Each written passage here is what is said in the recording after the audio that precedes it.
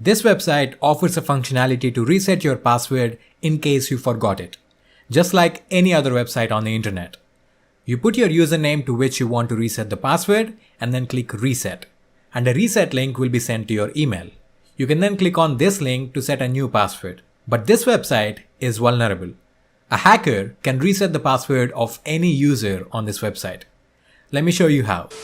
Before we exploit this, let's try to think from the perspective of the developer who coded this password reset functionality. When a user requests a password reset, a random reset token is generated and then it is appended to a URL. And this URL is sent to the user via email. When the user clicks on this password reset URL, the website checks the reset token, and if it is valid, it redirects the user to a page where he can set a new password. Now, the vulnerability exists in the construction of this password reset URL. The URL goes like this: HTTP or HTTPS, and then the host name or the domain name of the website, followed by the randomly generated reset token. Look more closely at the host value in the URL.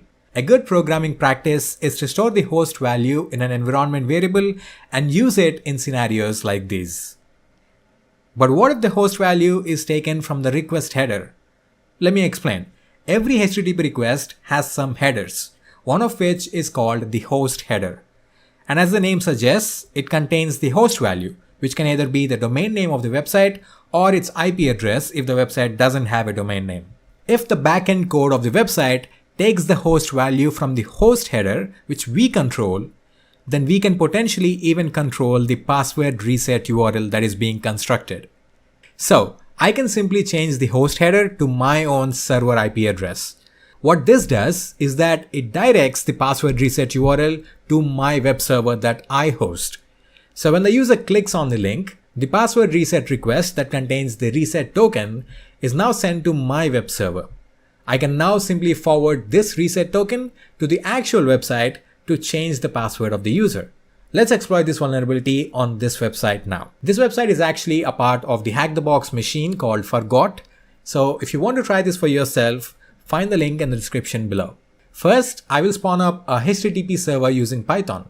The server is listening on my IP address at port 8000. Now I'll go to the website, click on Forgot Password, and enter the username of the user whose password I want to change.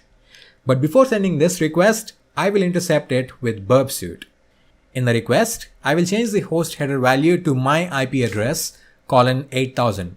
Remember, this is where my HTTP server is listening on my machine.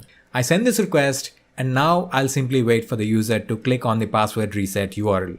But what if the user never clicks on the link? Well, that is a possibility, but there is some comforting news for the attacker. When a new email is received, email clients automatically scan the URLs from the email in order to detect malicious links and prevent users from clicking on them.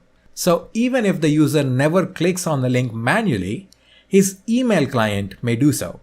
I'm not saying all the email clients do this, I'm just saying that there is a possibility. And when that happens, or the user clicks on the link himself, we have the reset token of the user. I will now simply copy this GET request, paste it in my browser, and add the host of the actual website. And when I send this request, I am taken to a page where I can actually change the password. And that's it. Just like that, we are able to change the password of a user on this website by exploiting the host header injection vulnerability.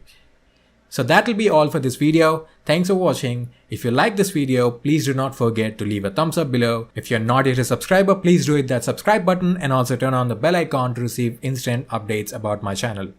I'll see you in the next video. Until then, cheers.